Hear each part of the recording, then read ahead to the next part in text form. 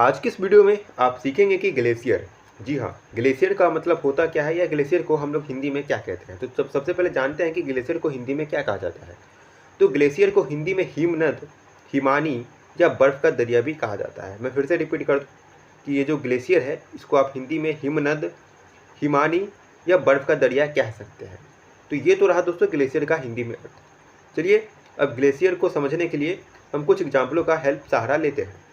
जैसे एक सेंटेंस या एक एग्जाम्पल दिया हुआ है ग्लेशियर वर्ड का, the edge of the glacier was beginning to melt. The edge of the glacier was beginning to melt. तो दोस्तों कहने का अर्थ हुआ कि ग्लेशियर का किनारा जो है वो पिघलने लगा था।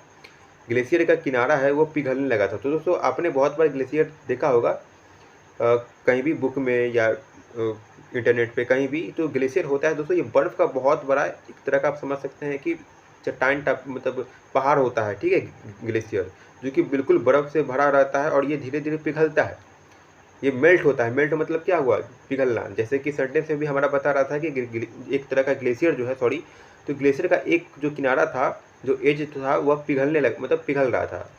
तो ग्लेशियर क्या हुआ, तो इसको हिमनद कहा जाता है। यानी कि एक नदी में आप समझिए कि एक थोड़ा पानी में बहुत बड़ा, मतलब बहुत विशाल मात्रा में चट्टान, मतलब किस चीज़ का चट्टान, तो बिल्कुल बर्फ़ का चट्टान हो, या जिसे बर्फ़ का दरिया भी कहा जाता है। यानी कि ऐसा चीज़, ऐसा जगह जहाँ पे पानी हो और पानी में बहुत सारा एक तरह का पहाड़ टाइप का आप समझ सकते हैं कि बर्फ़ का एकदम पहाड़ हो, ठीक है, और वह क्या हो, मतलब धीरे धीरे पिघलता भी हो। अगर ज़्यादा गर्मी पड़ेगा दोस्तों तो हम जानते हैं कि बर्फ़ जो होता है या जो जो ग्लेशियर है, जो उसको हिमनद कहा जाता है या हिमानी भी मतलब कहते हैं, तो वो पिघलता है।